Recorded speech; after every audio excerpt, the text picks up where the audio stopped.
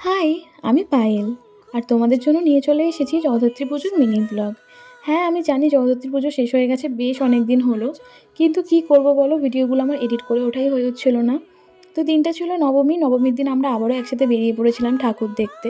আর সেদিনকেও আমরা হাঁটা শুরু করেছিলাম মানকুণ্ডু থেকে, কারণ সেদিনকে আমাদের সাথে ছিল টিনা দিদি আর জিজুও। এই প্যান্ডেলটা এবছর কলকাতায় প্রচণ্ড ভাইরাল হয়েছিল, আর সেটাই চলে এসেছিলো আমাদের চন্দননগরে।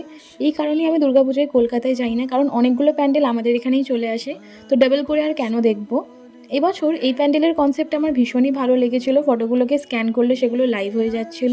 আর এই যে এটা হচ্ছে এবছরের সেরা লাইটিং, বড়বাজারের লাইটিং। এখানে দাঁড়িয়ে ছবি তোলার অনেক চেষ্টা করেছি, কিন্তু ভিড়ের জন্য তুলতেই পারিনি। তাই জন্য লাস্টে আমরা খাওয়া দাওয়া করতে চলে গেলাম, দিয়ে আবারও হাঁটা শুরু করলাম। আর সেদিনকে আমি প্রচণ্ড হেঁটেছিলাম। এই প্রথমবার বোধহয় আমি এতটা হেঁটে ঠাকুর দেখলাম। তো আরও কয়েকটা ঠাকুর দেখার পর চলে গেছিলাম হীরের সাজের ঠাকুর দেখতে। প্রত্যেক বছরই এখানে সোনার সাজের করা হয়, কিন্তু এবছর ছিল হীরের সাজের, যেটা আমার প্রচণ্ড ভালো লেগেছে। আর এই প্যান্ডেলটাও আমার খুবই ভালো লেগেছিলো, মনে হচ্ছিলো স্বর্গে চলে এসেছি।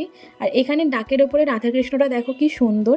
তারপরেই দেখলাম যে লরি বাঁধা হচ্ছিল, কারণ পরের দিনই ছিল দশমী।